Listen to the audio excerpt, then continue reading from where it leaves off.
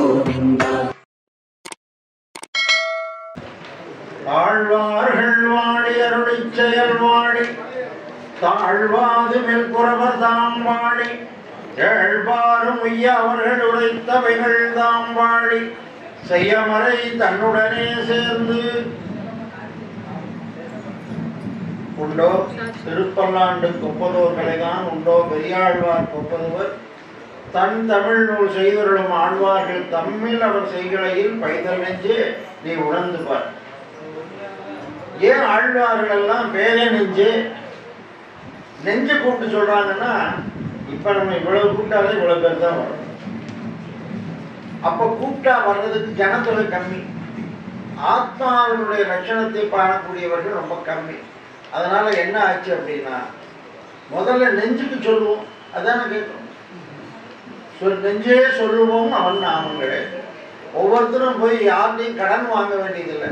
எதை செய்யணும்னா நெஞ்சுக்குத்தான் முதல்ல சொல்லணும். நான் வாயில் உண்டே நமோ நாராயணா என்று ஓவாது உரைக்கும் உரை உண்டே. நாராயணா நாமத்தை சொன்னாங்க. அந்த நாராயண நாமத்தை பிறர் காதுபட சொல்லக்கூடாது. சாமி சந்தோஷத்தில் எல்லாரும் சொல்லுங்க. ஏன்னா இங்கே இருக்கிற எல்லாருமே பாகவதர். ஆனால் அஷ்டாட்சர மந்திரத்தை ஆச்சாரியன் சொல்ல அந்த ரெண்டு காது தான், ஒரு வாய் ஒரு காது தான் இருக்கணும். அதுக்கு மேலே போகக்கூடாதுங்கிறது ராமானுஜருடைய அந்த காலத்துக்கு முன்னாடி. அதுக்கு முன்னாடி ஆசையுடையவர்கள்லாம் ஆரியர்கள் கூறும் என்று பேசி வரம்பெருத்தார் ஆகினாலே குலசேகர ராமானுஜ சுவாமிகள் ஒரு பெரிய குவியலாக ரத்தனங்கள் கடந்தா அள்ள போனால் எதை அழுதுன்னு தெரியல. அதல்றாரு இதல்றாரு அதல்றாரு எல்லாத்தையும் அழிஞ்சிட்டே போயிட்டு இருக்கு. அது அவருடைய கோஷ்டியை கண்டவுடனே சந்தோஷம். அவர் குறிப்பிட்ட ஆடியன்ஸ்ன்னு சொல்லுவாங்க, அவங்கள கண்டா அவங்களுக்கு தருமா. இங்கே அப்படி இல்லை, எல்லாருமே பாகவதாள். என்ன பண்ணுறதுன்னு தெரியாமல் அப்படியே தத்தளிச்சிட்டார் சுவாமி. சாமிகளுக்கு பல்லாண்டு பாடி ஒவ்வொரு மாதமும் தேவர் வந்து ஒரு அரை மணி நேரமாவது சாதிக்கணும். ஏன்னா மாதத்துக்கு ஒரு முறை இங்கே வந்து திருநட்சத்திர வைபவங்கள் நடைபெற்று வருது. உங்களுக்கு இந்த சிரமம் இல்லாமல் முன்பகுதி அளவுக்கு கொஞ்சம் எக்ஸ்டன் பண்ணுறதுக்கு ஒரு ப்ரோக்ராம் பண்ணிகிட்டு இருக்கோம். நம்ம ரங்கராஜன் சாமி மூலியமாக ஏதாவது செய்யணும் அப்படின்னு சொல்லி. ஏன்னு கேட்டால் வெளியில் வந்து எல்லோரும் நின்றுட்டு இருக்கிறதோ உட்காந்து அப்படியே வெயிலில் நிற்கிறதெல்லாம் அடி எனக்கு ரொம்ப வருத்தம் தான். அதெல்லாம் மாற்றி அமைக்கிறதுக்கு உங்களுடைய இன்றைக்கு நமக்கு என்ன தலைப்புன்னு சொன்னால் பல்லாண்டு, திருப்பல்லாண்டு. அது என்ன? எம்பெருமானுக்கு வாழ்த்து சொல்லுது. நீங்களும் இந்த பெருமாளுக்கு மங்களாசாசனம் பண்ணி இந்த இடம் முழுவதுமே பாகவதாள்களெல்லாம் வந்து குமியற மாதிரி ஒரு அமைப்பு ஏற்படுத்த வேண்டும். அதற்கு மேலே அது எனக்கு ரொம்ப பேராசை என்னன்னா, நித்திய ததியாராதனை நடக்கணும். நித்தியம் 10 பாகவதாள் வந்து பிரசாதப்பட்டு போகணும். ஏன்னா ராமானுஜ கூடங்கள் எல்லாமே நீங்கள் போனீங்கன்னு சொன்னால் அது என்னன்னா தொழில் கூடம். அந்த தொழில் செய்கிறனா தொழில் கூடம். பாடம் சொல்லிக் கொடுக்குற இடத்துக்கு பேர் பள்ளிக்கூடம். சிற்பங்கள்லாம் செய்கிறாங்களே அவங்களுக்கு என்ன பேருன்னா கலைக்கூடம்னு பேர். அப்படி எல்லாத்துக்கும் ஒவ்வொரு காரணங்கள் இருந்தாலும் ராமானுஜ தாசர்கள் கூடக்கூடிய இடம் தான் ராமானுஜ கூடம். எப்பொழுது இந்த ராமானுஜ கூடங்கள் எல்லாம் தழைத்து எழுந்து நல்ல நிலைக்கு வருகிறதோ அப்பொழுதுதான் ராமானுஜருடைய திருவுள்ளம் உகக்கும். நாம் எல்லாம் ராமானுஜ தாசர்களும் சொல்றோமே தவிர ராமானுஜருடைய திருவுள்ளத்தை உகப்பிக்க வேண்டும் என்று செய்கிறோமா என்று சொன்னால் இல்லை. ஒன்றும் பெரிய கஷ்டமான வேலையெல்லாம் ஒன்றும் இல்லை. தங்களுடைய வருமானத்தில் 1%, 99 நீங்களே சாப்பிடுங்க. ஒரே 1% ஆன்மீகத்துக்கு, அதுவும் ராமானுஜ கூடத்துக்குன்னு ஒதுக்கணும். அப்போ தான் அந்த ராமானுஜருடைய சித்தாந்தத்தை வளர்க்க முடியும். சாமியெல்லாம் அதே வேலையாக அலைஞ்சு அந்த ராமானுஜர் மணிமண்டபத்துக்கு எத்தனை வருஷமா எனக்கு முரளியை கேட்டேன். சாமி வரணுன்னு. சாமி ஓடி சம்சாரத்தில் இழைக்கிறத விட அதிகமாக நாங்கள் இழைக்க வேண்டியது இருக்கு. ஏன்னா இன்றைக்கு நாளைக்கு இன்னைக்கு என்ன நிகழ்ச்சி இப்படியே ஓடிட்டு இருக்கார் ஆயினால அந்த மாதிரி உணர்வுகள் எல்லோருக்கும் வந்ததுன்னா ராமானுஜர் சேலம்னா இப்போ என்ன ராமானுஜர் மணிமண்டபம் தான். அதே மாதிரி சேலம் என்றால் ராமானுஜ கூடம் என்று நம்முடைய ராமானுஜ கூடம் திருமங்கை ஆழ்வார் ராமானுஜ கூடம்னு சொன்னால் சத் விஷயங்கள்லாம் நடக்குது, சதியாராதனை நடக்குது, அடியார்கள் எல்லாம் கூடக்கூடிய இடமா இருக்குன்னு ஒரு சந்தோஷத்தை நாடு முழுவதும் இது ஒரு மாடல், அதாவது மாதிரி பள்ளியும் அந்த மாதிரி ராமானுஜூடமாக மாற வேண்டும். அதுக்கெல்லாம் நீங்கள் உங்களுடைய இது என்னென்னா மங்களாசாசனம். நீங்கள் யாரும் பைசா கொடுக்கணும் கூட நான் கேட்குறேன். இந்த மடத்தை நல்லா வளரணும்னு சொல்லி தினசரி ஒரே ஒரு தடவை பெருமாள்கிட்ட விண்ணப்பம் பண்ணேன். என் பெருமாளுக்கு தெரியாதுண்ணா, உனக்கு தெரியுதான்னு பார்க்குறது தான், அவருக்கெல்லாம் தெரியும். உனக்கு அந்த எண்ணம் இருக்காங்கிறது தான் எல்லாம் தெரியுது, எல்லாத்துக்கும் எல்லாம் தெரியுது. ஆனால் பெருமாளுக்கு தெரியற அளவுக்கு நமக்கு தெரிய போகுதுன்னா அவர் நம்மளை பற்றி சிந்திப்பார். சாமி சொன்னார் இல்லையா, அடியோமோடும் நின்னோடும் பிரிவின்றி 1000 பல்லாண்டு நீ சொன்னீங்கன்னா அது அப்படியே திரும்பி வருது உனக்கு பல்லாண்டு. எனவே அப்பேற்பட்ட இந்த ராமானுஜ கூடத்திலே தொடர்ந்து ஒரு மாதத்துக்கு ஒரு திருநட்சத்திரம் ரொம்ப சிறப்பாக பண்ணணும்னு சொல்லுகிற பொழுது பெரியாழ்வார் திருநட்சத்திரமாக நாம் கொண்டாடி கொண்டு இருக்கின்றோம். இந்த பெரியாழ்வார் திருநட்சத்திரம் உண்மையிலேயே எல்லா ஆழ்வார்களுக்கும் ஏற்றம் உண்டு. யாருமே ஆழ்வார்களில் இவர் குறைவு இவர் உயர்வு அவர் தான் பெரிய தலைவர் அதெல்லாம் கிடையாது. எல்லா ஆழ்வார்களும் ஏற்றம். ஆனால் இன்றைக்கு நாம் எடுத்துக்கொள்ளக்கூடியது என்னன்னா, பெரியாழ்வார் அருளி செய்திருக்கக்கூடிய திருப்பல்லாண்டு, பெரியாழ்வாருடைய பெருமை இதை நாம் தெரிஞ்சுக்கணும்னு ஆசைப்படுறோம். ஏன்னு கேட்டால் எல்லாத்துக்கும் திருப்பல்லாண்டு தெரியும். அந்த திருப்பல்லாண்டினுடைய அவதாரியை சாமி சாதிச்சான் எப்படி வந்ததுன்னு. ஸ்ரீ மாறன் வல்லபதேவ பாண்டியன் பேர். பாண்டியர் பாண்டியர்களுக்கு எல்லோருக்குமே வைஷ்ணவ பக்தி இருந்தது. ஆனால் அது வெளியே வராமல் இருந்த நேரம் பாண்டியனாக அரசாட்சி செய்யக்கூடிய மதுரையில் இராப்பொழுதுல ஒரு தேசாந்திரி, இப்போ நம்மெல்லாம் தேசாந்திரின்னா இங்கேயே ப்ரோக்ராம் பண்ணி ஒரு வேனு பஸ் எல்லாம் எடுத்து சமைக்கிறதுக்கு ஆளெல்லாம் ரெடி பண்ணிட்டு அது தேசாந்திரி இல்லை. அது எப்படி அப்படின்னு சொன்னால் மட்டும் தேசாந்தரம் என்று சொன்னால் வீட்டிலிருந்து கிளம்பும்போது ஒரே ஒரு மடி ஒரு துண்டு அதோடு சரி அதை எடுத்துகிட்டு அப்படியே ஊர் ஊராக போய் அங்கே என்ன கிடைக்குதோ அதை வாங்கி யாசகமாக சாப்பிட்டு அந்த ஊர் பெருமாளை சேவிச்சு அங்கேருந்து அடுத்து அந்த காலத்தில் அப்படி நடந்துருக்கு. இந்த ராமானுஜ கூடம் ஏற்படுத்தப்பட்டப்ப இந்த பகுதியில் ராமானுஜதாசர்கள் நிறைய இல்லை, இங்கே இருக்குன்னு கேட்டப்போ நம்முடைய பெரிய நம்பி சுவாமிகள் சாதித்தாராம் அப்படி இடத்துல தான் ராமானுஜூடம் இருக்கணும்.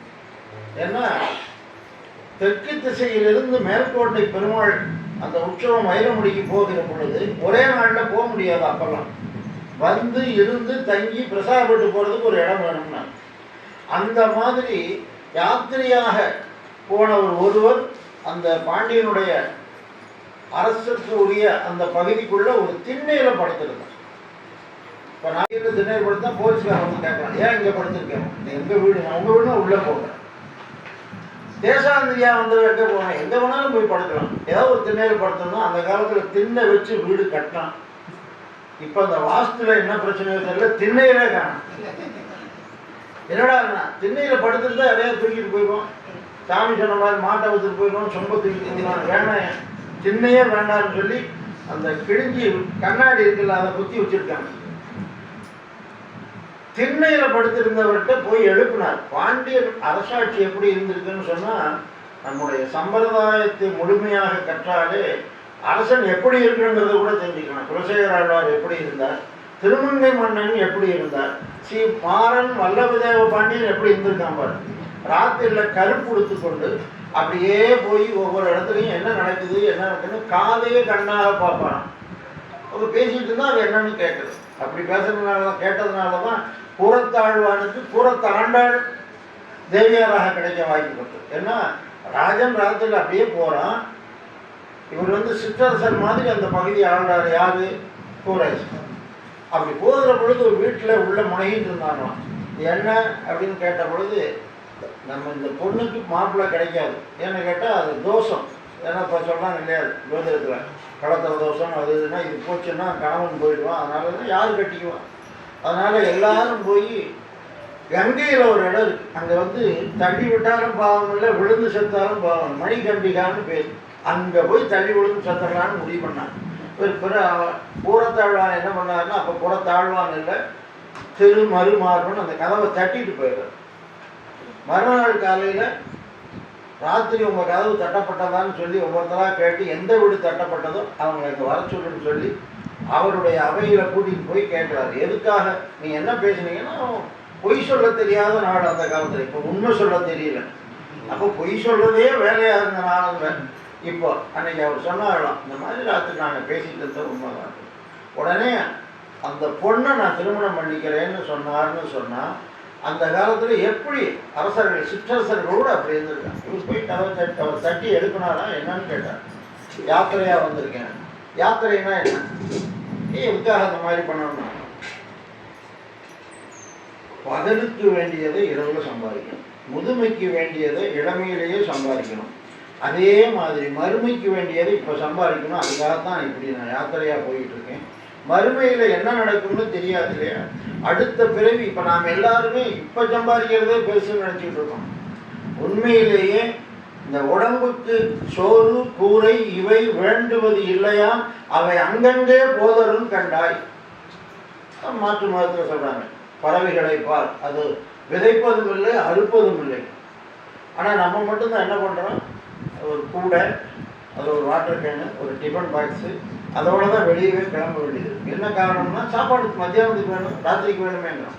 ஆனால் பறவைகள் எதுவுமே சேர்த்து வைக்கிறதும் இல்லை. ஆனால் அது தேவையானது வந்து இயற்கையிலே கிடைக்க வைக்கும். பகவான் அங்கங்கே கொடுப்பாங்கிற நம்பிக்கை அதுக்கு இருக்கு.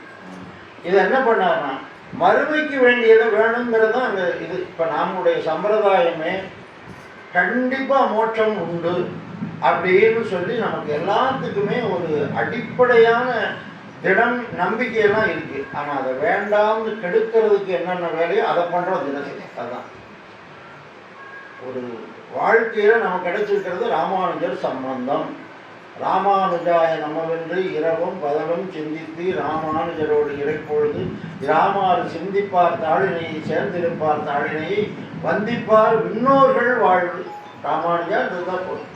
அப்புறம் நமக்கு என்ன கவலைன்னா, அதை கெடுக்காமல் இருக்கிறதுக்கு என்னன்னா, நான் சொன்னேன், நான் 108 தடவை சொல்லிட்டேன், நான் தான் எல்லாத்துலேயும் பெரிய ஆள், அந்த வந்ததுன்னா முடிஞ்சது. நான் செத்தாதான் அப்புறம் பரம்பு. நாங்கள் அகங்காரமாகிற ஆர்ப்பை துடைத்தால் ஆத்மாவுக்கு அடியான் என்ற பேரு அழியான் என்றே. இந்த அகங்காரம் போகணும். அந்த அகங்காரத்தை போகிறதுக்கு என்ன வழினா, ஒரு நாளில் போகிறோம். இங்கே வந்தவுடனே என்ன செய்யணும், எவ்வளோ பெரியவளாக இருந்தாலும் கீழே விழுந்து சேர்க்கணும். எங்கே போகுது, அகங்காரத்தை ஒழிக்கிறதுக்கு முதல்ல தண்டம். விடுவது ஒரு தண்டம், இழப்பது கேவல சம்சார சம்பந்தம், பெறுவது ஒப்பற்ற பரமபதம். பரமபதம் பெறுறதுக்கு இவ்வளவுதான். இழக்க வேண்டியது எல்லாரும் இனிமேல் இந்த பக்கம் வரக்கூடாதுன்னு சொல்லி அனுப்பிச்ச பிற்பாடு இருக்கிற பிள்ளைகளை விட்டுட்டு தான் வரோம். வேற என்ன பண்ண போறோம்? என்னைக்கோ ஒரு நாள் அது நடக்குது. அதுக்காக எல்லா பிள்ளைகளும் அப்படின்னு நான் சொல்ல வரல. அப்படி பிள்ளைகளும் இருக்கிறார்கள். அந்த சம்சார சம்பந்தத்தை விட்டுட்டு வரணும். வேற ஒன்றும் நீ விட வேண்டியதில்லை, அதே விட்ட உட்பாடாது வந்து சேரும். அப்ப ஒப்பற்ற பரமபதத்தை பெறுவதற்குரிய வழி நமக்கு கிடைச்சிருக்கு.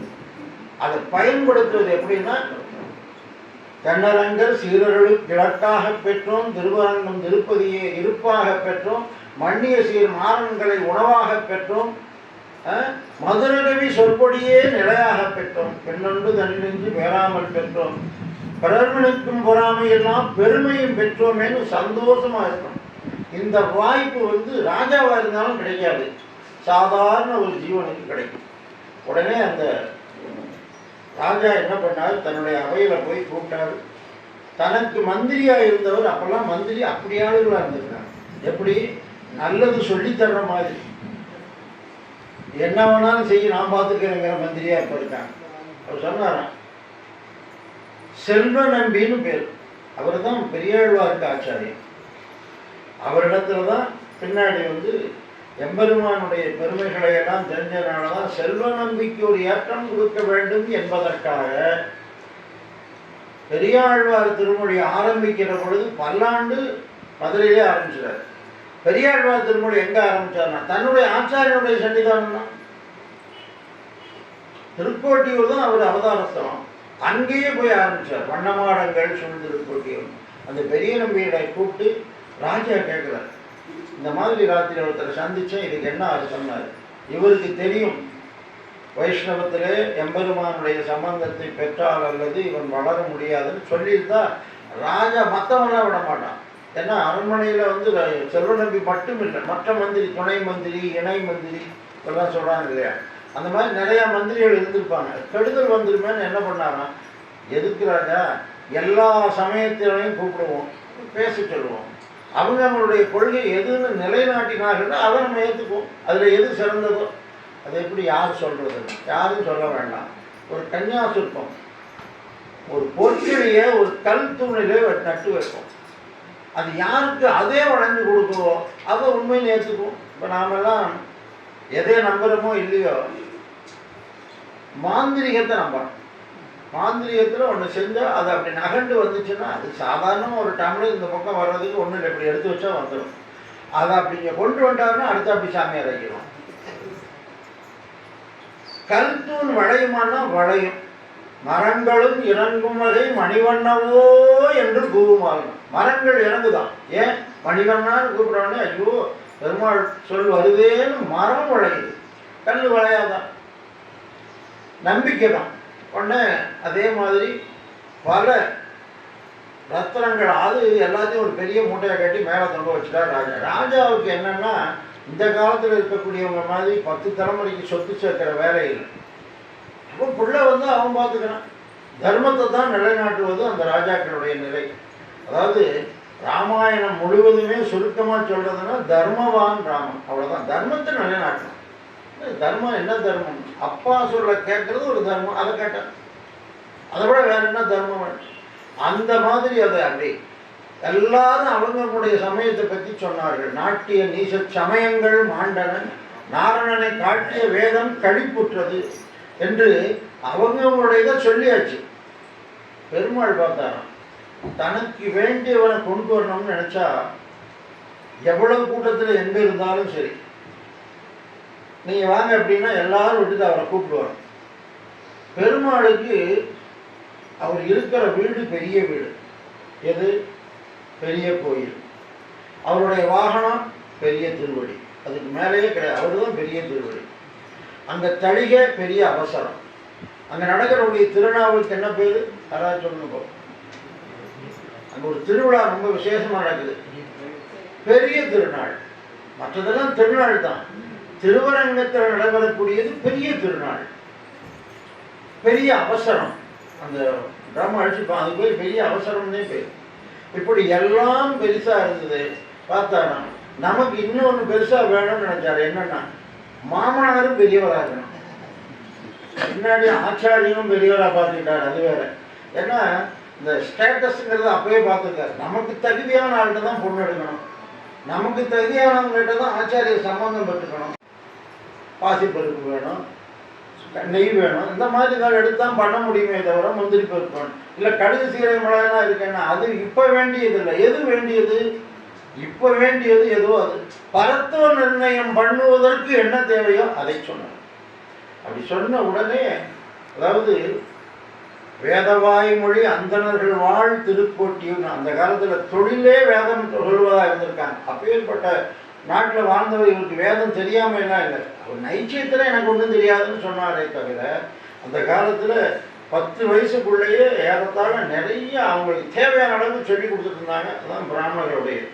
இப்போ பிராமணர்லாம் எங்கே இருக்காங்கன்னா, இங்கே இருக்கிறவங்கெல்லாம் ஆளாளுக்கு ஒன்று சொல்ல, அமெரிக்காவில் போய் அங்கே வந்து உட்காந்துக்கிட்டு அங்கே 150 கோடி 200 கோடிக்கு பெரிய பெரிய ஆலயங்களை கட்டிட்டு அங்கே சேவாகாரம் கோஷ்டியெல்லாம் நடக்குது. நம்ம பிள்ளைகள் இங்கேருந்து போனவங்க என்ன சொல்கிறாங்கன்னா, நம்ம ஊரை விட அங்கே நல்லா கோஷ்டி நடக்குது சாமி, ஏன்னா நம்மளுக்கு பாரினா மாறிடுச்சு. அந்த மாதிரி வேதங்களை பூரா ஓதினால் அந்த கன்னியாசுல்பம் அப்படியே வளைஞ்சு கொடுத்தது அர்த்தம். இது எப்பவுமே இந்த பட்டமளிப்பு விழாவுக்கு பாப்பா இப்போ பட்டம் வாங்கிச்சு, இதை பார்க்கறதுக்குன்னு சொல்லி திண்டுக்கல்லேருந்து நாங்கள் வந்தோம். ஏன்? நம்ம பேத்தி நம்ம பிள்ளைகள் பட்டம் அளிக்கிறாங்க, அதை வாங்கிக்கிறத பார்க்கணும். பெருமாள் என்ன நினைச்சார் தெரியுமா? நம்மளுடைய பிள்ளை விஷ்ணு சித்தருங்கிறது விஷ்ணுவே சித்தத்தில் வச்சிருந்தார், இவருக்கு ஒரு பாராட்டு தெரிவிக்கிறாங்கன்னா நம்ம வரணும்னு சொல்லி அங்கேருந்து புறப்பட்டு வர. ராஜா என்ன பண்ணார்னா, தன்னுடைய அரண்மனையில் அந்த அதாவது அந்த சிம்மாசனம் இருக்கு, அதில் யாரையும் உட்கார விட மாட்டோம். அதே மாதிரி பட்டத்து யானை மேலே யாரும் ஏற முடியாது, சும்மா போனாலும் போகுமே தவிர யாரும் உட்கார முடியாது. ஆனால் இப்போ இங்கே போட்டிருக்க படம் தவறு. இப்போ எல்லா இடத்துலையும் இதே படம் தான் இருக்கு.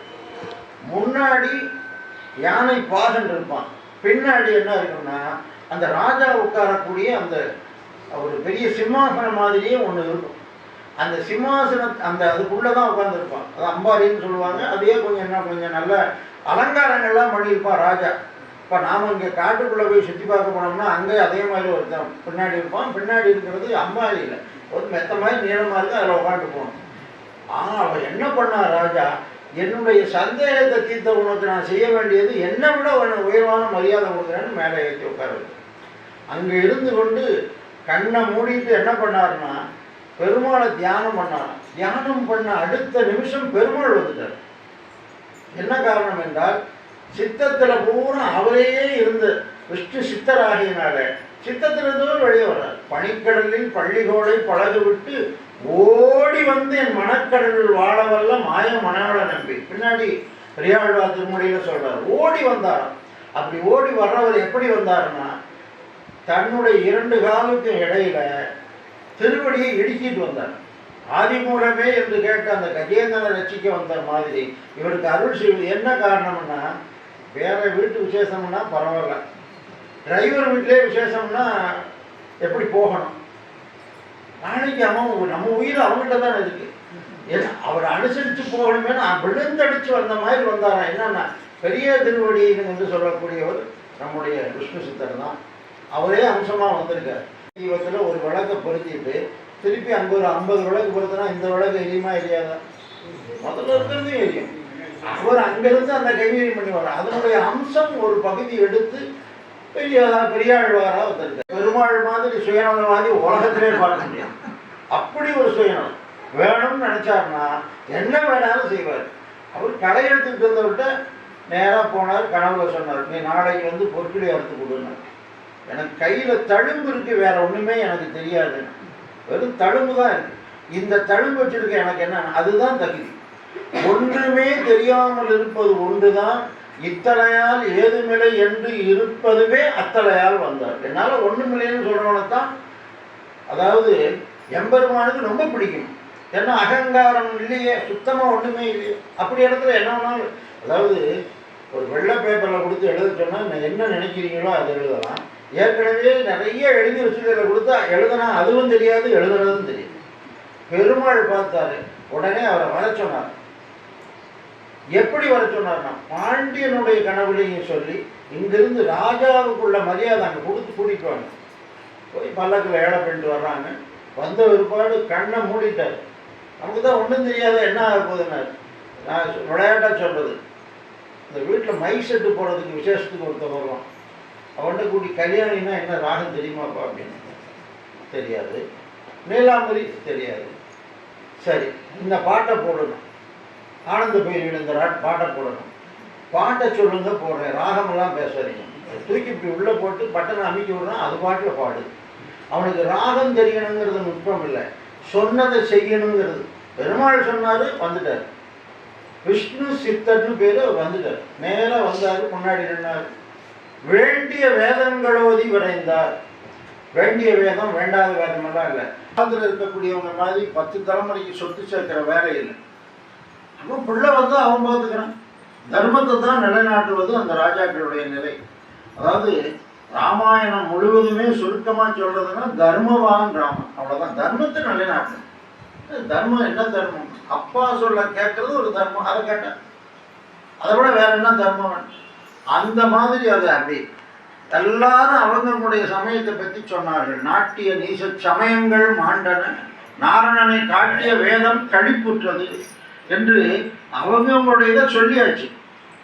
பெருமாள் பார்த்தாராம், தனக்கு வேண்டியவனை கொண்டு வரணும்னு நினைச்சா எவ்வளவு கூட்டத்தில் எங்க இருந்தாலும் சரி, நீங்க வாங்க அப்படின்னா எல்லாரும் விட்டுட்டா இல்லையா, தன்னுடைய கண்ணை மூடிட்டார். ஐயோ பெருமாள் இப்படி வந்துட்டாரு, இவருக்கு என்ன தீங்கு வருமோ அப்படின்னு சொல்லி அந்த குழந்தைகளை நல்லா குளிக்க வச்சு பவுடர் போட்டு பொட்டெல்லாம் வச்சு திருமணம் வச்சு அப்படி தூக்கிட்டு வர்றப்ப தாய் பாப்பா, ஐயோ இது அப்படியே வெளியே கொண்டு போறேன் கொண்டா அப்படின்னு சொல்லி நல்லா இவ்வளோ பெரிய ஒரு போட்டு கருப்பாக வைப்பாங்க. என்ன காரணம் என்றால் இது யாருடைய திருஷ்டியோ மேலே பற்றக்கூடாதுன்னு சொல்லி. இந்த எண்ணம் யாருக்கு வரும்னா ஆண்டுன்னார், நீ நல்லா இருக்கணும், இப்படி பல்லாண்டு சொல்றது நியாயமா? நாம் யார்? ஜீவாத்மா. அவன் யாரு? பரமாத்மா. பரமாத்மாவுக்கு நாம பல்லாண்டு சொல்லலாமா அப்படின்னு சொன்னா சொரூப விருத்தம் அன்று. எதனால? ஞான திசையிலே தன் நகப்பிலே கிடக்கும் பிரேம திசை ஆனந்தம், அப்படியே அவர் மேல உள்ள காதல் அன்பு அவா பெருக்கெடுத்துச்சு. அப்படி வருகிற பொழுது தான் அவருக்கு பல்லாண்டு பாடுற, நீ நல்லா இரு என்று சொல்லி. அப்படி எப்படி சொல்ல முடியுமா? ராஜா பெரிய அவன் தான் அந்த நாட்டையே காக்கக்கூடியவன். அவனிடத்துல போய் ராஜா நீங்க பல்லாண்டு ரொம்ப நாளைக்கு நல்லா இருக்கணும், நீங்களும் நல்லா இருக்கணும், எனக்கு இந்த பதவி நல்லா இருக்கணும், பழைய படத்தில் சொல்லணும், நான் எனக்கு இந்த பதவி நல்லா இருக்கணும், நீங்களும் நல்லா இருக்கணுமா. அந்த மாதிரி நல்லா இருன்னு சொல்றதுக்கு என்ன வேணும்னு சொன்னா அன்பு தான் வேணும். அதுதான் முதலாழ்வார்கள் அன்பே தகிழியா அதுவுமே நீயா. இவருடைய அன்பு எப்படி இருந்ததுன்னா மற்ற ஆழ்வார்கள் எல்லாம் எம்பெருமானிடத்துல ஈடுபாடு கொண்டார்கள். எந்த அளவுக்கு அப்படின்னு சொன்னா ஒரு குறிப்பிட்ட அளவு தான். பொலிக பொலிக போயிற்று வல்லுயிற்றாவும் கலியும் கெடும் கண்டு கொன்மின் கடல் வண்ணன் பூதங்கள் மேல் மலிய புகுந்து இசைப்பாடி ஆடி ஒளிதர கண்டோம் என்று சொல்லி நம்மாழ்வார் சொல்றார். ஆண்டாள் பின்னாடி சொல்றார், அந்த இவ்வுலகம் அளந்தாய் அடி போற்றிங்கிறார். இதெல்லாம் இப்படி பண்ணலாமான்னா இவங்க எல்லாருமே யாருன்னு சொன்னா, இப்போ நம்ம ஊர்ல இந்த வெள்ள நிவாரணம்னு வரும். இந்த வெள்ளம் வந்த பிற்பாடு நிவாரணம் பண்றது. இதை முன்னாடியே அணை கட்டக்கூடாதான், தண்ணியை தேக்கி அங்கங்கே ஏதாவது பண்ணக்கூடாதான்னா கிடையாது. ஏன்னா இவங்கெல்லாம் அதே ஆழ்வார் வம்சத்தில் வந்தவங்க போட்டு எல்லாம் நடந்த பிற்பாடு தான் கட்டுவாங்க, அதுக்கு பின்னாடி தான் நடக்கும். அந்த மாதிரி அவர் என்ன பண்ணாருன்னா ஒன்றும் பண்ணலை.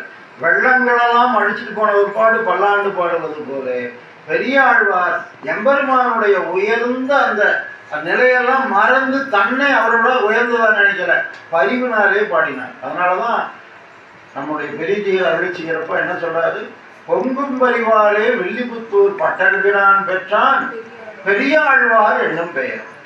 ஏன் மற்ற ஆழ்வார்கள்லாம் பண்ணலையே? பண்ணியிருக்காங்க. என்ன பண்ண? மங்களா சாசனத்தின் மற்றுள்ள ஆழ்வார்கள் தங்கள் ஆர்வத்தளவு தான் அன்று. எல்லாருக்கும் ஆர்வம் இருந்தது, அந்த அளவு காட்டி இவருக்கு ஒருபடி கூட இருந்தது. எதனால? எம்பெருமானுடைய கூடவே இருந்து கைங்கரியம் பண்ணணும். அதாவது அத்தியந்த பாரதந்திரன் கூடவே இருந்தார், அடுத்த தொண்டராக இருந்தார். அவருக்கு ஏதாவது ஒன்று ஏற்பட்டதுன்னு சொன்னா, அதாவது லட்சுமணன் ராமனோட சென்றாராம். அப்ப லட்சுமணனுடைய தாயார் சொல்லி அனுப்புறாங்க, நல்லபடியா ராமனோடு நீ சேர்ந்து வர, ராமனுக்கு ஏதாவது ஒரு துன்பம் என்று சொன்னா நீ முன்னாடி முடிஞ்சிரு, அப்புறம் அதை பத்தி கவலை, நீ முதல்ல முடிஞ்சிருனார். அந்த முடிவு துடிப்பு எப்படி ஏற்பட்டது அப்படின்னு சொன்னா, அவனுடைய வடிவிலக விட முடியாமல் தான் லட்சுமணன் கூடவே போனார். அந்த மாதிரி பார்த்த உடனே பல்லாண்டு பல்லாண்டு பல்லாயிரத்தாண்டு. பல்லாண்டு பல்லாண்டுன்னா பல லட்சம் கோடி ஆண்டுகள் என்ற அந்த கணக்கே போட முடியாது. அதான் இப்போ கணக்கில் போடுறாங்க இல்லையா, அந்த கம்ப்யூட்டரில் இதுக்கு மேலே வரல அப்படிமா, அந்த மாதிரி ஒரு கால்குலேஷன் போடுற பல்லாண்டு எண்டு பல்லாண்டு எண்டு பல்லாண்டு அப்படியே. அதாவது மனிதமானம், தேவமானம், பிரம்மயோகம், பிரம்மத்தினுடைய கணக்கில் எத்தனை வருஷம்? இப்போ நமக்கெல்லாம் ஒரு நாள் 24 மணி நேரம், தேவர்களுக்கு 6 மாதம் அரை நாள், ஒரு வருஷம் ஒரு நாள் ஆகும். அப்படியே கணக்கு போட்டு போகும்போது பல பிரம்மாக்களே மாறி வருவாங்களாம் தேவமானத்தில். அப்பேற்பட்ட பல்லாண்டு பாடினார். சொன்னாராம், எனக்கு என்னப்பா கவலை, நீங்கெல்லாம் இருக்கீங்களே. இல்லை, தாயார் இருக்காரு, நெஞ்ச காட்டினாராம், கையில் சங்கு சக்கரம் காட்டினாராம்.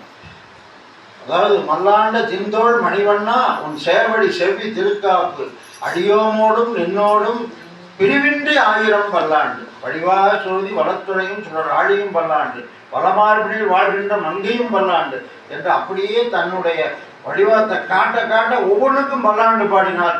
ஒரு இடத்துல கூட எனக்கு இது வேணும்னு கேட்கல. இப்போ நாமளா இருந்தா ஒரு பெரிய மகான் ஒரு இடத்துல பிரசாதப்பட போயிருந்தேன். நான் யாருன்னு சொல்லலை, எந்த இடம்னு சொல்ல மாட்டேன். அவருக்கு பிரசாதமெல்லாம் மாற்றி பிரசாதப்படும் போது அவர் கேட்டார், ஒரு லேப்டாப் பண்ணுவாங்க அப்படியே சொன்னார். அதனால கேட்கக்கூடியது எம்பெருமானிடத்துல எப்ப கேட்கணும்னு கூட இருக்கு. கேட்கவே கூடாதுங்கிறது தான் அடிப்படை வைஷ்ணவம். எல்லாம் நல்லாரு நல்லா சாசனம் பண்ணினாரு. இது யார் யார் பண்ணியிருக்கா? இது முன்னாடி யாரும் பண்ணியிருக்காங்களா? இந்த மாதிரி பண்ணலாம். இப்போ ஒருத்தர் இது பண்ணினார்னு சொன்னால் இது வேற ஏதாவது இந்த வக்கீல்கள்லாம் கோர்ட்டில் வாதாடும் போது கேட்பாங்க, இந்த கேஸ் இதே மாதிரி நடக்குது, ஜட்ஜ்மெண்ட் இதே மாதிரி வந்திருக்காங்கன்னு சொல்லி ரெஃபர்னு போட்டு எடுத்து பார்க்கும். இந்த வருஷம் இத்தனாவது வருஷம் பாம்பேயில் நடந்த கேஸில் இப்படி நடந்திருக்கு, அது இப்படி தான் ஜட்ஜ்மெண்ட் கொடுத்துருக்காரு. சட்டத்தை பூரா இவர் படிக்க வேண்டியதில்லை. அந்த ஆர்குமெண்ட்டில் இதை மட்டும் சொல்லுவார், இங்கே நடந்தது இந்த வருஷம் இந்த மாதம் இந்த தேதியில் இந்த கோர்ட்டில் நடந்திருக்கு, அந்தபடி எனக்கு தீர்ப்பு கொடுங்கன்னு கேட்டுருவான் வக்கீல். மீதி யார் போய் மண்டே பிடிச்சி கிடக்கணும் தெரியுமா? ஜட்ஜு தான் பிடிச்சிக்கணும். ஜட்ஜு தான் அதை எடுத்து படித்து பார்த்து அடுத்து அப்படியே பதில் சொல்லி ஆகணும். அந்த மாதிரி பெருமாளுக்கு மங்களாசாசனம் பண்ணினார்களே, இது சொரூப விருத்தமானு கேட்டால் ஞான திசை பிரேம திசைன்னு ரெண்டு உண்டு. ஞான திசை அறிவு கொண்டு பார்க்கறது. அறிவு கொண்டு பார்த்தால் எம்பெருமான் தான் உயர்ந்தவன், அவனுக்கு நாம தொண்டு செய்கிறது தவிர அவனிடத்துல வேற வழியே இல்லைன்னு இருக்கும்.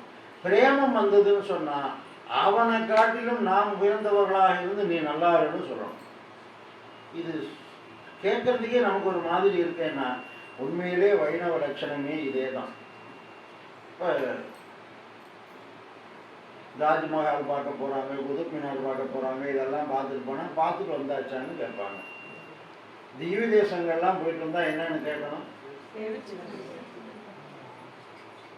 யாராவது மங்களாசாசனம் ஆச்சான்னு கேட்கணும். எந்த திவ்ய தேசத்துக்கு போனாலும் பெருமாள் நீ நல்லா இருக்குன்னு சொல்லிட்டு வரணும். எனக்கு என் பிரச்சனையை தீர்த்து வைக்கணும்னு சொன்னால் உன் பிரச்சனை உன் கர்மப்படி தான் நடக்கும், தீர்க்கவே தீராது. என்ன ஒன்றே ஒன்று, எம்பெருமானுடைய கருணை ஏதாவது செங்கன் சிரிச்சிருதே எம்மேல் வெளியாகும்னு ஒரு சமயம் அப்படி பார்த்தா இந்த கர்மாலாம் அப்படியே போயிடும். அதுக்கு ஒரே வழி என்னன்னா, நீ போய் மங்களாசாசனம் பண்ணிட்டு வரணும். இந்த திவ்ய தேசங்களுக்கெல்லாம் ஏன் இந்த பேர் வந்தது திவ்ய தேசம்? ஊர்ல எத்தனையோ மக்கள் இருக்காங்க, எத்தனையோ தேசம் இருக்கு, ஏன் இதுக்கு மட்டும் திவ்ய தேசம்னு பேரு? மங்களாசாசனம் பண்ணதுனால தான். அதுதான் விஷயம். முதல்ல விட சொன்ன உடனே கரெக்டா ரெண்டாவது வந்துச்சு. மங்களாசாசனம் செய்ததுனாலே தான் அதுக்கு திவ்ய தேசம்னே பேர். வெறும் தேசம் திவ்ய தேசம் ஆச்சு. சும்மா இருக்கக்கூடிய சாதம் எப்ப பிரசாதம் ஆகுது? பெருமாளுக்கு அபிஷேகம். இவ்வளவுதான், ஒன்றும் பெரிய புரியாத புதிரெல்லாம் ஒன்றும் இல்லை. சும்மா இருக்கிற கவிதையெல்லாம் ஆழ்வாருடைய வாயில போயிட்டு வெளியே வந்தோடனே பாசுரங்கள் ஆகுது. அதே மாதிரி சுடுகாட்டுக்கு போக இருக்கக்கூடிய இந்த உடம்பு அவனதுன்னு சொல்லி தாசத்துவத்தோடு அடியேன் ராமானுஜதாசன் விழுந்தா எம்பெருமான் இதை நடமாடும் கோயிலாக மாற்றுகிறார். ஓடி வந்து என் மனக்கடலில் வாழவல்ல மாயமானால நன்றி. பெரியாழ்வார் ஒரு இடத்துல சொல்றார், நோய்களே என்கிட்ட வராதியே. ஏன்? இது எம்பெருமான் இருக்கக்கூடிய கோயில். எம்பெருமான் கோயில படைவு கொடுக்கட்டினா விடுவாங்களா? எம்பெருமான் இருக்கக்கூடிய கோயில் என்று சொல்லி ஆழ்வார் அப்படி அடித்து சொல்வதனால் நாமெல்லாம் இதை படிக்கிறதோட இல்லை, இந்த மாதிரி ஒரு எண்ணத்தை நமக்கு வளர்த்து கொண்டோம் என்று சொன்னார். எம்பெருமான் இல்லை, எம்பெருமானுடைய அடியார்களே உங்களுடைய நோயை போக்குவார். அது ஒன்று அடியனுக்கெல்லாம் உடல் நலம்ங்கிறது ரொம்ப சுமாராக தான் இருக்கு. இருந்தாலும் அம்மா சொன்னாங்க, இங்கே தான் அப்படி இருந்து அங்கே போனீங்கன்னா சரியாயிடும். சரியா போச்சுல்ல? ஏன்? அடியார்கள் ஈட்டங்கண்டிட கூடுமேல் அதுகாலும் கண் பயனாவது. கண்ணுக்கு என்ன பயன்? இப்படி அடியார்களை பார்க்கணும். அப்படி சொன்ன ஆழ்வார் மங்களாசாசனம் செய்தார். இந்த மாதிரி யார் பண்ணியிருக்காங்க அப்படின்னா சக்கரவர்த்தி, தசரதன் சக்கரவர்த்தி. அவனுக்கு எல்லாம் தெரியும். அவனுடைய ராஜ்யத்தில் அந்த ஊருக்கு என்ன பேரு? அயோத்தினா என்னன்னா எதிரிகள் வர முடியாத ஊர்னு பேரு. அங்க என்ன பயம்? அயோத்தினா அங்க யாருமே எதிரிகள் வரக்கூடாது, வரமாட்டாங்க, பயந்துக்கிட்டு. ஊரை சொன்னாலே வரமாட்டாங்க. இப்பெல்லாம் போலீஸ் ஸ்டேஷன்லேயே தூக்கி துப்பாக்கி தூக்கி போயிட்டான்னு நினைச்சுட்டு எங்க வரணும்னு சொன்னா யார் பாதுகாப்பாக இருக்கிறாங்களோ அந்த இடத்துல. ஆனா அங்க இருக்கும்போது என்ன பண்ணான்னா ராமனுடைய வழிவுலக என்ன பண்ணிச்சா, ஐயோ இவனுக்கு என்ன தீங்கு வருமோன்னு சொல்லி அப்படி நடந்து வர்றப்போ உனக்கு எந்த விதமான தீங்கும் வரக்கூடாதுன்னு பல்லாண்டு பண்ணான். மங்களாசாசனம் பண்ணான். கல்யாணவாரம் மட்டும் பண்ணல, சக்கரவர்த்தி பண்ணியிருக்கு. அதற்கு அடுத்து ஜனகராஜன் திருமகள் ஜனகராஜன் பண்ணான். ஜனகராஜன் திருமணமாச்சு. திருமணமாகி அப்படியே 2 பேர் வர்றாங்க. அதை பார்த்த உடனே சொன்னாராம், உங்களுக்கு எந்த தீங்கும் வராமல் நீ நல்லா பல்லாண்டா இருக்கணும். ஏன்? கண்ணெச்சில் பட்டும் தன்னுடைய அந்த பொண்ணுடைய அழகுக்கு ஏற்ற மாப்பிள்ளை கிடைக்குமான்னு இருந்தா. பொண்ணை விட அழகா மாப்பிள்ளை இருக்கு. ராமன் அதை விட ரம்ய ராமன். அப்படி பார்த்தவனே கண்டவர் தான் மணமுழங்கும் கணபுரத்தன் கருமையேன்னு ஆழ்வார் சொன்னார். ராமனை பார்த்தா அதோட சரி. யார் அப்படி இருக்க முடியுமான? இருந்தார் ஒருத்தர். சத்ருக்கன் ஆழ்வார் எதிர்பாராம இந்த வழியா போனாரு. ராமன் எதிர்த்து வந்தாரு. அவ்வளவுதான், மயங்கி அப்படியே நின்றுட்டாரான். சத்ருக்கன் ஆழ்வான் யாருக்கு தொண்டன்? பரதனுக்கு தொண்டன். பரத கைங்கரியத்தை இவர் தான் பண்ணணும். ஆனால் புறப்பாடு பார்த்தாரு இல்லையா, ராமன் வந்த வழிவிளக்கம் பார்த்த உடனே அப்படியே நின்று போச்சு. அன்னைக்கு தான் முடிவெடுத்தாரான், இனிமேல் முகத்திலேயே முடிக்கப்படாது. யாரு? ராமனுடைய வழிவிளக்கவே நாம் முடிக்கக்கூடாது. கேட்டால் நம்ம வேலை கட்டுறோம். இப்போ நம்ம ரொம்ப பேர் பார்த்தீங்கன்னா பால் அடுப்பில் வச்சுட்டு முன்னாடி உட்காந்துருப்பாங்க. அப்புறம் கொஞ்சம் நேரம் கழிச்சு பக்கத்து வீட்டிலேருந்து வந்து சொல்லுவாங்க, இதை வாடகை அடிக்கணுமா? ஐயோ அப்படியா, நான் நாடகம் பார்த்துட்டேன். நாடகத்தில் உட்காந்தாச்சுனாக்கா அடுப்பில் என்ன நடக்குது கூட தெரியாது. சத்துருக்கன் அப்படியே முடிச்சுட்டான். ஐயோ இவ்வளவு வடிவுலகை கண்டுட்டுமே இனிமே நமக்கு விரோதியே இவனுடைய வடிவுலகுன்னா. அப்பேற்பட்ட வடிவுலகுடையவனை அப்பா மங்களாசாசனம் பண்ண மாட்டாங்க, கண்டிப்பாக பண்ணார். ஜனகராஜன் பண்ணார். அதை விட ஜனகராஜன் திருமகள் பண்ணார். தாயார் பிராட்டி ராமன் என்ன செஞ்சாராம், அந்த வழியா அப்படியே பட்டாபிஷேகத்துக்கு ரெடி ஆகிட்டார். பட்டாபிஷேகத்துக்குன்னா எப்படி இப்போ நம்மளாம் பண்ணக்கூட, அதாவது கல்யாணம் நடக்கிறது 1 மணி நேரம், பியூட்டி பார்லருக்கு போயிட்டு வர்றதுக்கு 3 மணி நேரம். அந்த அளவுக்கு அலங்காரம் பண்ணார். ராமன் ஏற்கனவே வடிவுலகு.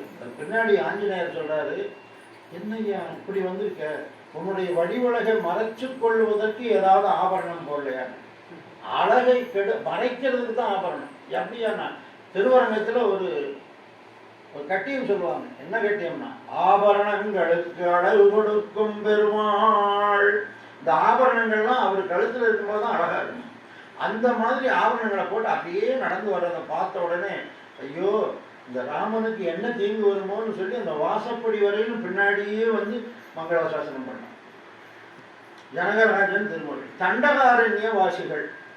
தண்டகாரண்யத்தில் ராமன் அப்படியே, ராமன் லட்சுமணன் சீதா 3 பேர் அப்படி நடந்து வர்றதை பார்த்த உடனே, அதாவது பிரணவம் உயிர் கொண்டு வருவது போலே வந்தார்கள். ஆ ஊமா 3 பின்னாடியே அப்படியே வருது. ஜீவாத்மா, பரமாத்மா, அது தொண்டே செய்யக்கூடிய லட்சுமணன் 3 பேர் இப்படி வர்றாங்களேன்னு அப்படி அழகாக பார்த்தாராம். என்ன சொன்னார்களாம், இந்த சேர்த்துக்கு எந்த தீங்கும் வரக்கூடாதுன்னு தண்டகாரண்யவாசி தெரியாதான். தண்டகாரண்யவாசிகளுக்கு இது சாட்சாத் பரபிரமம். இவருக்கு நாம போய் மங்களாசாசனம் பண்ணலாமான்னு இருக்கணும் இல்லை. ஏன் இருக்கலைன்னா, அந்த முகத்தில் வடிவுலகு படுத்தினான் பாடு. அதற்கு அடுத்து அப்படி காட்டுக்கு போனான். காட்டிலே குகன் பார்த்தான். இவர்கள் எல்லாரும் ஒரு கரையில் அப்படியே படுத்திருக்காங்க. கங்கை கரையில் ஒரு இடத்துல படுத்திருக்காங்க. அவருடைய வடிவிலகை பார்த்த உடனே குகனுக்கு என்ன ஆச்சுன்னா, இன்னைக்கு ஏதாவது இந்த ராமனுக்கு ஒரு தீங்கு வருமையானால் நான் என்னையே மாற்றிக்குவேன்னு சொல்லி அப்படியே சுற்றி சுற்றி சுற்றி சுற்றி வந்துட்டே இருந்தாங்க.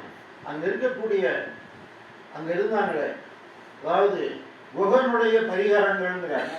குகனுடைய பரிகாரங்கள்னா அவனுடைய படை வீரர்கள். ஏன்னா அவன் தலைவன், அவனுக்கு தொண்டர்கள். இப்போ சொன்னோம்னு சொன்னால் இந்த கை, அது என்னமோ சொல்கிறாங்க, கைபானம், அவ கூடவே இருக்காங்க பின்னாடி. அவங்க என்ன பண்ணாங்கன்னா, ஒரு தம்பி அங்கேருந்து காட்டுக்கு அனுப்பிச்சிட்டான், பரதன் அனுப்பிச்சிட்டான். அவங்க நினைப்பு இப்போ ஒரு தம்பி கூடவே சுற்றிக்கிட்டு இருக்கான். பத்தாவதுக்கு இவர் யாரு? குகனும் வந்து ஒரு அரசன் தானே. ஏதாவது இவனை அழிச்சிட்டோம்னு சொன்னால் அந்த ராஜ்யத்துக்கு நாமளே ராஜாவாயிடலாம்னு இவன் ஏதாவது தீர்ப்பு பண்ணிட்டா என்ன பண்ணுறதுன்னு சொல்லி குகன் ஒரு பக்கம் சுற்றினான், ராமன் ஒரு பக்கம், அதாவது லட்சுமணன் ஒரு பக்கம் சுற்றினான். கடைசியில் என்ன ஆச்சுன்னா, அந்த அதாவது குகனுடைய பரிகாரங்கள் போனால் அப்படி சுற்றி சுற்றி வந்துதான். கடைசியில் பார்த்தாராம், கொஞ்ச நேரத்தில் எல்லாம் தூக்கிட்டாங்க. எல்லாரும் தூக்கியாச்சு. ஏன்னா அதெல்லாம் மனித பிறவி தானே, கொஞ்ச நேரம் இருக்கும், அவ்வளோதான் முடிஞ்சது. இந்த ட்ரெயினில் ஏறும்போது பார்த்தீங்கன்னாக்க இங்கே உட்காரது கிடமில்லாமல் அடிச்சு கிடப்பாங்க. அப்புறம் பார்த்தீங்கன்னா எல்லாம் தலை கீழே போட்டு உருண்டு கிடப்பாங்க. இயற்கை, மனிதனுடைய இயற்கை அந்த மாதிரி அப்படி கிடக்குறத பார்த்த உடனே ராமன் பார்த்தாராம், இப்ப இவர்கள்லாம் எந்த நம்பிக்கையில தூங்குறாங்க என்று லக்ஷ்மணா வில்ல எடு அப்படின்னு சொல்லி நடையாடும் மதில் போலே சுத்தி வந்தார்களாம், இவர்களுக்கு எந்த தீங்கு வரக்கூடாதுன்னு சொல்லி.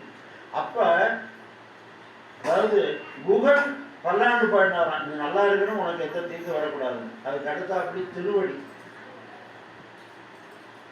ஆஞ்சநேயர் தனி ஒருவனானது யுத்தம் பண்றப்ப சொன்னாராம், என்னை வராதுன்னு பண்ணிட்டாராம். உடனே சொன்னாராம், ஐயோ உனக்கு என்ன தீங்கு வருமோ என்று சொல்லி மறைந்திருந்து அவருக்கு மங்களாசாசனம் பண்ணார். அதாவது நமக்கு அதை பற்றி தெரியலையே தவிர எல்லாரும் மங்களாசாசனத்தில் ரொம்ப ஊற்றமா இருந்திருக்காங்க, புதுசா ஒன்றும் இல்லை. அடுத்தாப்படி நம்மளுடைய நந்தகோபர், நந்தகோபருக்கு சின்ன வயசுலேயே குழந்தை என்னென்ன பண்ணுச்சுன்னு நான் கிருஷ்ணனை பற்றி தெரியும். ஆனால் அதாவது தொட்டிலில் படுத்துக்கிறப்பவே சகடாசுரனை வதச்சாச்சு, பாலுக்கு அழுகிறப்பவே பூதகியை கொண்டாச்சு. அப்போ இவருக்கு என்ன தீங்கு வருதுன்னு பேசாமல் இருக்கலாமேண்ணா, நல்ல பேசாமல் இருக்கிற பிள்ளையா இருந்தால் ஒரு தீங்கு வராது. இவன் போகிறதெல்லாமே அசுரர்களான போய் விழுதுறான், என்ன தீங்கு வருமோன்னு பல்லாண்டு பாடணும். பிள்ளை உறங்காவலிதாசன் ஒருத்தர் சாமி அற்புதமாக சொன்னாரு. அந்த பொன்னாச்சியாருடைய சரித்திரத்தில் நாம் தெரிஞ்சுக்க வேண்டியது என்னன்னா, நம்மளுதுன்னு எதுவும் இல்லை. பிள்ளை உறங்காவிலிதாசரிடத்துல இருந்த அந்த அசுசியை போக்குறதுக்காக எம்பெருமானார் பண்ணினது அந்த நகையெல்லாம் எடுத்து வச்சது. பிள்ளை உறங்காவிலிதாசருடைய திருமாளிகளை போய் அவர் ராஜாங்கத்துக்கு போயிருப்பார், கிடைச்சதெல்லாம் பத்திட்டு வாங்க. இங்கே போய் பார்த்தாக்க அதமாக படிச்சிருந்தது, நல்லா வசதியானவங்க தான் கழிட்டு வந்தாங்க. அந்த பிள்ளை உறங்காவலிதாசர் கடைசியில் என்ன பண்ணாருன்னா, நம்பெருமாள் புறப்பாட்டில் முன்னாடி அவர் தோளுக்காயிரம் வாளுக்காயிரம்னு சோழராஜா கிட்ட சம்பளம் வாங்கினவர். அதெல்லாம் விட்டுட்டு தன்னுடைய அந்த மல்யுத்தத்தினுடைய வீரத்தினுடைய இதில் கையில் வாளோடு அப்படியே நடப்பாராம். அப்படி நடந்து வரும்போது பெருமாள் புறப்பாட்டுக்கு ஏதாவது தீங்கு ஏற்பட்டதுன்னு சொன்னால் தன்னை மாய்த்து கொள்ளணுங்கிறதுக்காக தன்னை தயார்படுத்திட்டே வந்துட்டு இருந்தாங்க. அதாவது இந்த வாழ் இருக்கு, அதை எடுத்து தன்னைத்தானே குத்தி கொண்டு இறந்து விடுவோம் என்று சொல்லி அந்த பொருளை உறங்காவலிதாசர் பல்லாண்டு பாடினார். பெருமாளுக்கு தீங்கு வராமல் இருக்கணும் அப்படின்னு சொல்லித்தான் நம்பெருமாள் புறப்பாட்டில் முன்னாடி போயிட்டே இருந்தார்.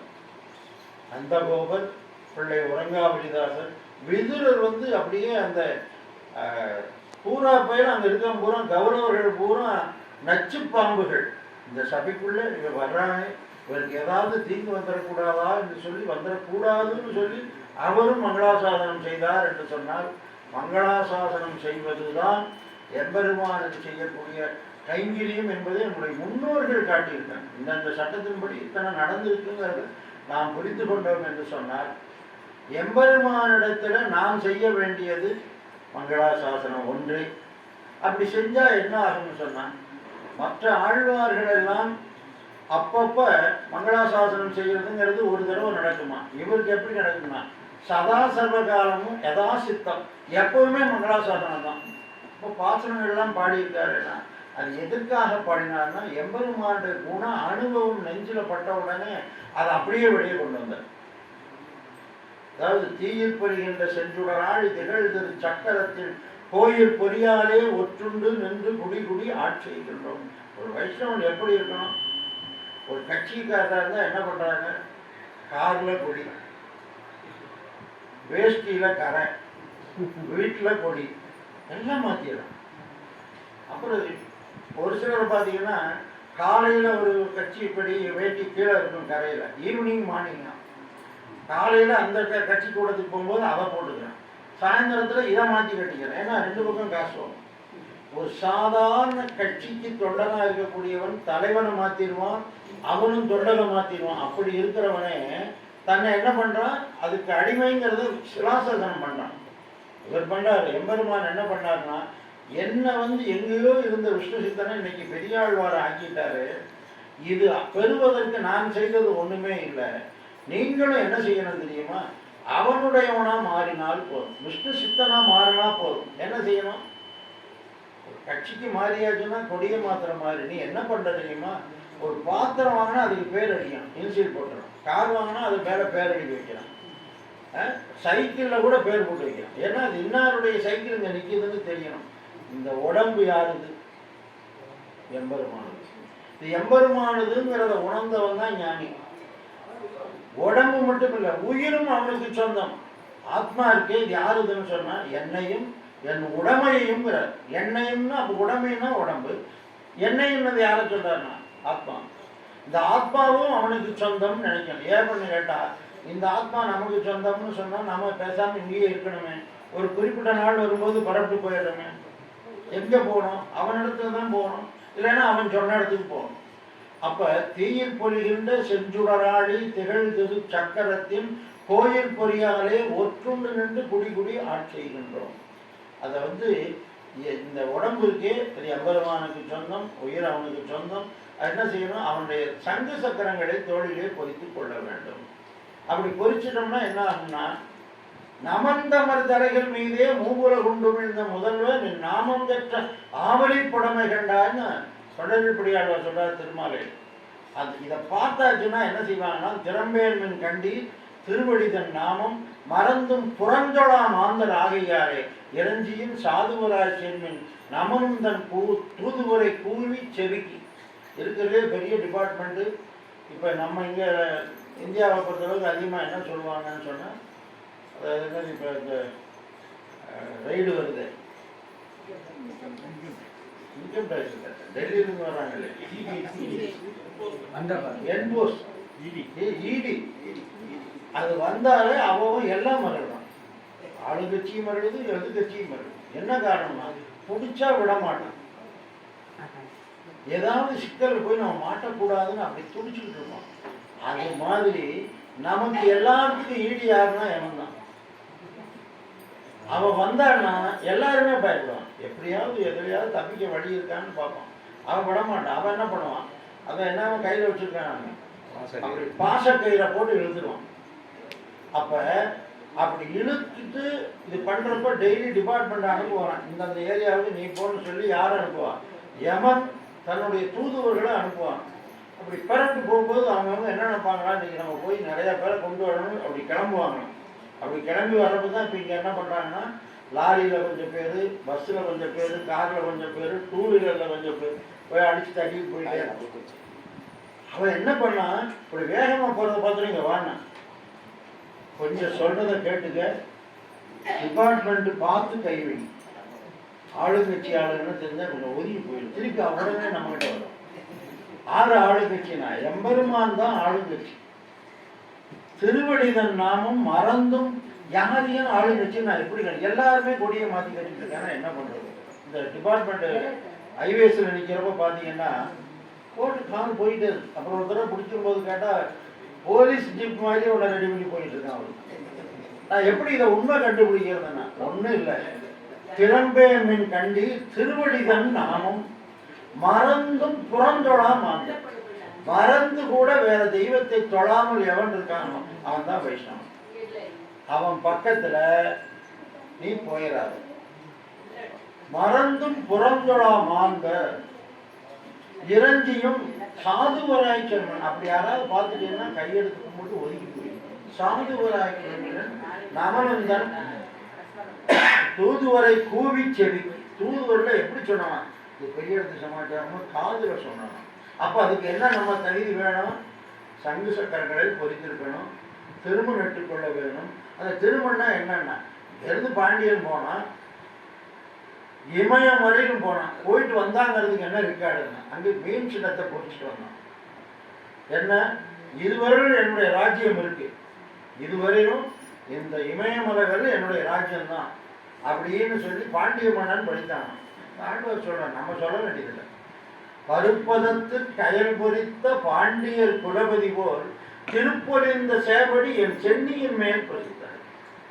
இது எப்படி பொசித்தேன்னா, இதுக்கு முன்னாடி நான் வேணாம்னு சொல்லிட்டு இருந்தேன், மறு பொசித்தேன்.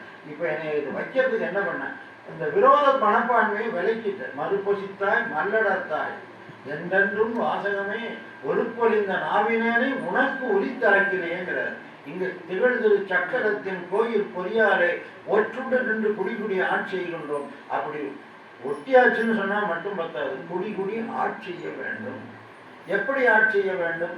உந்தன்னோடு உறவேறு நமக்கு இன்று ஒழிக்க ஒழியாது அறியாத பிள்ளைகளோ அன்பினால் உந்தன்னை சிறுபேர் அடைத்தனவும் சீறி அருளாதே இறைவா நீ தாராய் பறை என்று சொல்லி ஆண்டான் நமக்கு வழி காட்டினான். நாங்கள் ஏதோ சின்ன பிள்ளைங்க எப்படியோ வாழ்கிறோம், நீ என்ன பண்ண சீறி அருளாத, சீறி அருள்வாரான்னா அப்படி ஒருத்தர் தருணார். யார் இடத்துல சீறினாரு, யார் ஒரே நேரத்தில் ரெண்டு நடந்தது. இந்த சிங்கம் என்ன செய்யுமா, எதிரிகள் வந்ததுன்னா ஒரு காலில் அப்படியே ஒரு அடி அடிக்குமா. அது எப்படி அடிக்கிறப்பவே என்ன நடக்குமா, சிங்க குட்டி பால் குடிச்சிட்டு இருக்குமா. அப்படி எந்த சிங்கம் வந்தது, நரசிங்கம் வந்தது. அப்படி அடிச்சு பிடிச்சு போட்ட கை மாறல, பக்கத்துல பிரகலாதம் வந்து அணைச்சிக்க. சீறி அருளாதே இறைவா நீ தாராய். அந்த அந்த சொரூப ஞானத்தை நாம் வளர்த்துக் கொள்ள வேண்டும். அதையெல்லாம் நமக்கு காட்டுவதற்கு வழிகாட்டியாக வந்தவர் தான் பெரிய ஆழ்வார். பெரிய ஆழ்வார் என்று சொன்னால் எதுல பெரியவர்? பாசுரங்கள்ல அதிகமா பாடினது யாரு? மாறன் படித்த தமிழ் மறைக்கு மங்கை போன 6 அங்கம் கூட அவதரித்த திருமங்கை மன்னன் தான். அவருக்கு அடுத்து பார்த்தீங்கன்னா 4 பிரபந்தம் அருளிச்சார். வேதம் தமிழ் செய்த மாறன் சடகோபன். அப்போ அவரு தானே பெரியவராக இருக்கணும். அவர் இல்லை, இவரும் இல்லை, நம்மாழ்வாரும் இல்லை, திருமங்கை ஆழ்வாரும் இல்லை. அப்போ யாரு தான் ஏற்றம்னா, மற்ற ஆழ்வார்கள் எல்லாம் கரையில தான் நின்றுட்டு இருந்தாங்க. வெள்ளம் வருதுன்னா கரையில் இறங்கி போய் அதில் போராடி அந்த யார் கஷ்டப்படுறாங்களோ அவனை காப்பாற்றுறவன் தானே வீரன்னு சொல்ல முடியும். இங்கே சுழிப்பு ஏற்பட்டதான். என்ன சுழிப்பு? அதாவது எம்பெருமானுடைய வடிவுலகு ஒவ்வொரு இடத்துலையும் சுற்றி தான் அப்படியே சுற்றி வந்தது. அதை சுழிக்கிறதெல்லாம் அதாவது தான் அதிலிருந்து தப்பிச்சு வந்தவர் யாருன்னா பெரியாழ்வார் ஒருத்தர் தான். அப்படி இருந்ததுனால தான் அவருக்கு பிறந்த பிள்ளை எம்பெருமான தவிர வேறொருக்கு வாக்குப்படி வாழவில்லேன் கண்டாய் மன்மதனே, மானிடர்கென்று பேச்சுப்படியில் வாழவில்லேன். யாராவது இந்த மனுஷ பயிர்களுக்கு என்னோட வச்சு சமத்துவமா பேசி இவருக்கு திருமணம்னு நீ பேசினாலே போதும், பொண்ணு பார்க்கலாம் வர வேணாம், பேச்சு வந்தா கூட நான் இருக்க மாட்டேன்.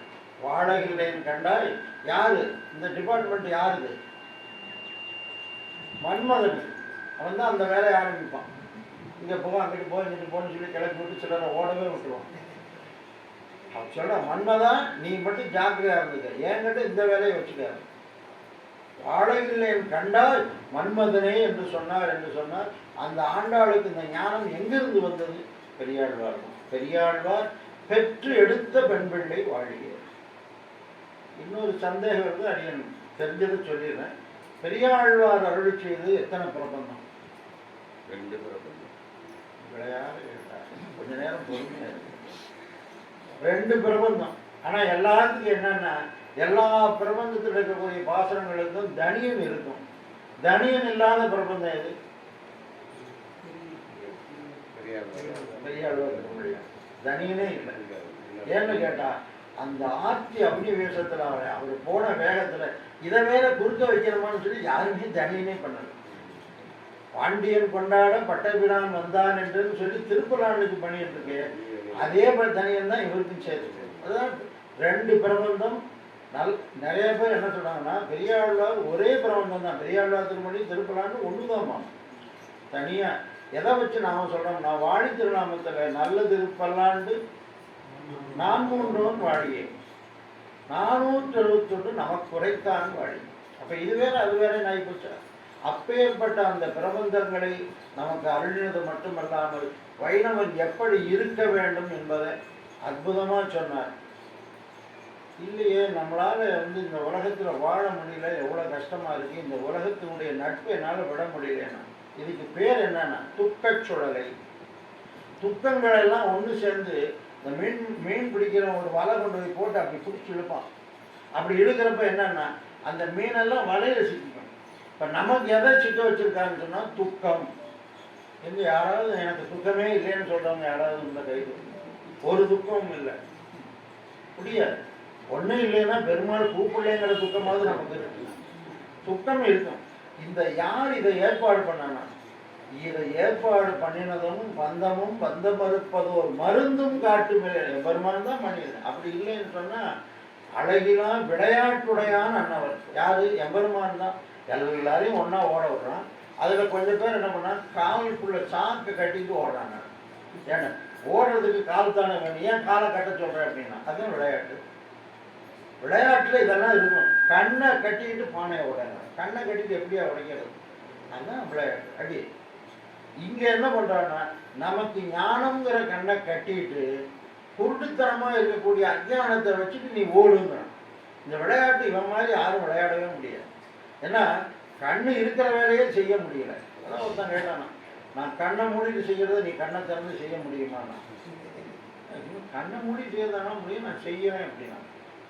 எங்க நான் செய்யறது நீ செய்யணும். ஒரு கை மணல் எடுத்தான், கண்ணை மூடிட்டு போட்டான், கண்ணில் ஏதாவது விழுகுமா உள்ள? கை எடுத்துட்டேன், நீ பண்ணுன்னா. கண்ணை திறந்துக்கிட்டு பண்ண முடியாது. இப்போ நமக்கு எந்த கண்ணு திறக்கணும்னா ஞான கண் திறக்கணும். ஊனக்கண் திறக்காட்டி பரவாயில்ல. ஆழ்வான்கிட்ட கேட்டாங்க, உனக்கு என்ன வேணும்னு சொல்லி வரதராஜ பெருமாள் கேட்குறாரு. அவர் எதையும் கொடுப்பார். இருக்கிற பெருமாள்லேயே ஒரு அதாவது சூப்பர், அதாவது திருமால் தான் அவர் தான். இப்போ வெறும் மாலுக்கு தான் எல்லாம் போயிட்டு இருக்காங்க. எங்கே போயிருக்கேன்னா மாலுக்கு போயிருக்கேன். திருமால் யாருன்னு சொன்னால் நம்ம மால் தான், வரதராஜன் தான். கேட்டவர்களுக்கு கேட்டதாக கொடுக்கக்கூடிய அவரிடத்துல இவர் வந்து அந்த வரதராஜஸ்தம் பாடி முடிச்சிட்டாரு. உங்களுக்கு என்ன வேணும் வாழ்வியல் கேளுங்க. என்ன கேட்கணும்? ரெண்டு கண்ணும் தெரியாத ஒருத்தர் என்ன கேட்கணும்? ஒன்றுமே இல்லை. என்ன வீட்டில் ஏதாவது உங்களுக்கு ஏதாவது தேவை இருக்காங்க, கேபிள் சரியாக கிடைக்க மாட்டேங்குது, அதை கொஞ்சம் சரி பண்ண. இவனுக்கு தேவை கேபிள் பார்க்கறது தான். அவர் என்ன கேட்டார்னா ஒரே வார்த்தை தான் கேட்டார், கண்ணு வேணும்னு கேட்கல. என்ன கேட்டார்? எம்பெருமானாரை தவிர யாரையும் பார்க்காம இருக்கிறதுக்கு அருள் செய்யும். ஏன்னா எம்பெருமானாரை மற்றொன்றினை காணாவே உன்னை கண்ட கண்கள் வேற ஒன்றும் எனக்கு வேண்டாம்னு சொல்லி எப்படி திருப்பானாழ்வார் சொன்னாரோ அந்த மாதிரி வேற பார்க்க மாட்டேன்னு. அந்த மாதிரி எம்பெருமானிடத்துல ஒரு அந்த உறுத்து நமக்கு வர வேண்டும் என்று சொன்னால் இந்த மாதிரி சத்சங்கத்தில் கலந்துக்கணும். சத்சங்கத்துக்கு கலந்தால் இப்போ எத்தனையோ சிந்தனையோடு இந்த ராமானுஜரோட வாசப்படியில் உள்ள வந்திருக்கலாம். இப்பொழுது இந்த சிந்தனையெல்லாம் எங்கே போச்சு? அத்தனையும் மறந்து ஆழ்வாரத்தில் ஈடுபாடு வரும். இதுக்கு ஒரே வழி என்னன்னா, நமக்கு காற்று வேணும்னா ஃபேன் கிட்ட உட்காடுறோம், நல்ல குளிர்ச்சி வேணும்னா மொட்டை மாடியில் போய் நிற்கிறோம், இல்லைன்னா குற்றாலம் கொடைக்கானல் போகணும். அதே மாதிரி ஞானம் வேண்டும் என்றால் ராமானுஜ கூடத்தில் தான் வரணும், அடியார்களோடு தான் கூடணும். அடியார்களுடன் கூடி நின்று ஆடுமினேன். அப்படி கூடி ஆடினோம் என்று சொன்னால் சொரூப ஞானம் வரும். அப்பேற்பட்ட துக்கச் சுடலையை சூழ்ந்து கிடந்த வலையை அறப்பறித்து, துக்கச் சுடலையை அந்த வலையை அறுக்கிறதுக்கு நமக்கு சக்தி கிடையாது. யார் அறுக்கணும்? எம்பெருமான் தான் அறுக்கணும். மக்கள் அறுவரை கல்லிடை மோத இழந்தவள் தன் வயிற்றில் சிக்கன வந்து பிறந்தாய் திருமாலின் சோலை என்றாய். சிக்கன் 6 பிள்ளைய போயிடுச்சு, மேலம் போயிடுச்சு ஒரு பிள்ளை. சிக்கனை வந்து பிறந்து நின்றான். யாரு? கண்ணன். அந்த கண்ணன் சிக்கனை வந்து பிறந்தது எதற்காக என்று சொன்னால், பூகத்தில் வீழும் குழவியுடன் கூடவே குதித்து ஆபத்தை நீக்கும் அந்த அன்னை போது எப்படி எம்பெருமானார் வந்து பிறந்தாரோ அதே மாதிரி நம்மளையெல்லாம் கடத்தேற்ற வேண்டும் என்பதற்காக எம்பெருமான் கண்ணன் வந்து அவதரித்தார். சோர்வினால் பொருள் வைத்த துண்டாயில் சொல்லு சொல் என்று சுற்றும் இருந்து 6 வினவிலும் வாய் திறவாத அந்த காலம் அடைவதன் முன்னம். இந்த காலம் யாருக்கு இருக்குன்னா எல்லாத்துக்கும் உண்டு. நம்ம யாரு, அதாவது எம்பிபிஎஸ் முடிச்சிருக்காரு, எம்பி முடிச்சிருக்காரு, ஃபாரின்லேருந்து வந்து நிறைய படிச்சிருக்கா டாக்டர். அவருக்கு மட்டும் மயக்கம் வராதா? அவருக்கு மட்டும் அந்திம காலத்தில் சிந்தை பெறாதா? அப்படியே பிறனா மாறி மாறி பரவுது. கொஞ்ச நேரம் நல்லா இருக்காரு, கொஞ்ச நேரம் சரியில்லை. அந்த நேரத்தில் கூட்டம் சுற்றின்னு வந்து நிற்கிறாங்க. என்ன தெரியுதா, உன்ன தெரியுதா, மகன் பேரன் பேத்தி, கடன் கொடுத்தவன் கடன் வாங்கினவெல்லாம் வந்து நிற்கிறான். ஒருத்தரையும் தெரியல. சுற்றும் இருந்து 6 வினவிலும் வாய் திறவாத அந்த காலம் அடைவதன் முன்னம் என்ன செய்யணும்? அந்த காலம் எல்லாத்துக்கும் வரும். கோடீஸ்வரனுக்கு வரும், ஓட்டாண்டிக்கு வரும். அடைவதன் முன்னம் நீ என்ன செய்யணும் தெரியுமா? ஒரு கோயில் கட்டணும். என்னதான் ராமானுஜோட அந்த பக்கம் போய் பார்த்தா பூரா கிராக்காக இருக்குது, பாத்ரூம் இடிஞ்சு கிடக்குது. கோயில் கட்ட சொன்னால் நான் எங்கே போய் கட்ட? இதவே எங்களால் சரி பண்ண முடியல. கோயில் கட்ட முடியுமா? செங்கல் வேண்டாம், மணல் வேணாம், சிமெண்ட் வேணாம், கம்பி வேணாம். கம்பி இல்லாமல் கட்ட முடியுமா? கம்பியும் வேண்டாம், கோயில் கட்டு. என்ன செய்யணும் தெரியுமா? மார்பம் என்பது ஒரு கோயில். ஏற்கனவே அங்கே எலும்பு இருக்குது, சதை இருக்குது, சிமெண்ட் எல்லாம் போட்டு வச்சு தண்ணியெல்லாம் ஊற்றி வச்சுருக்காரு. எலும்புல அதாவது இந்த உடம்பே எப்படி இருக்குன்னா ஒரு பில்டிங் மாதிரி தான். அந்த பில்டிங் எங்கேயும் நசக்காது, இங்கே நல்லாவே நடக்கலாம். உள்ள கம்பி இருக்குது, அங்கங்கே சதையெல்லாம் இருக்குது, சிமெண்ட் சாந்தெல்லாம் இருக்குது. மார்பம் என்பது ஒரு கோயில் அமைத்து மாதவன் என்னும் தெய்வத்தை நாட்டு. இந்த மார்பமான ஒரு கோயில் அமைச்சாச்சுன்னா அங்கே ஒரு தெய்வம் வைக்கணும். எது? மாதவன். ஏன்? அவன்தான் தவசிகளுக்கெல்லாம் தேட முடியாமல் இன்றைக்கு வரையிலும் எந்த தவசியும் நான் முடிச்சுட்டேன்னு சொல்ல முடியாது. அந்த தவத்தாலெல்லாம் காண முடியாமல் இருக்கக்கூடிய தவம் யாருக்கு வேணும்னா மாதவன்.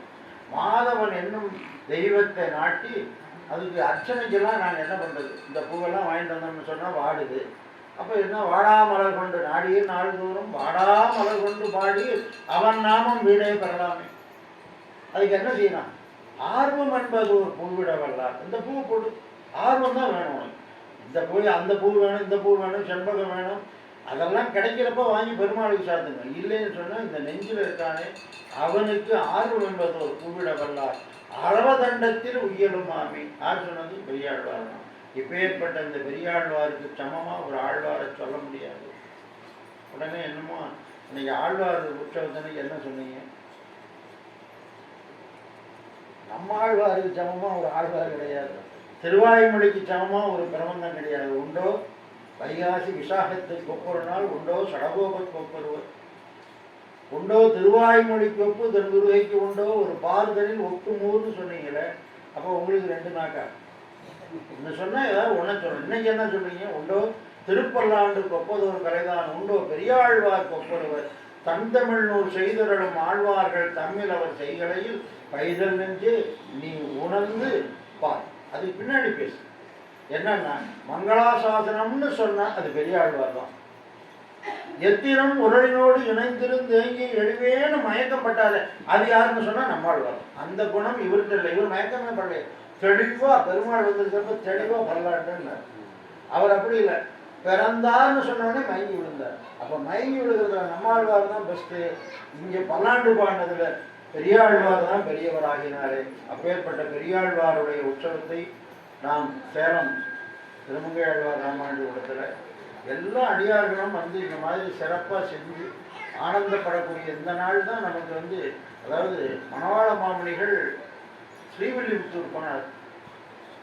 அப்படி போகிறப்ப என்ன பண்ணாருன்னா, ஆண்டாள் இந்த மாதிரி மாமணிகள் வர்றாருன்னு சொன்ன உடனே உற்சவம் நேரத்தோட முடிஞ்சிச்சு. நீராட்ட உற்சவம் இன்னைக்கு ஒரு நாள் எக்ஸ்டெண்ட் பண்ணுன்னு சொல்லி மறுநாள் இருந்துதான்.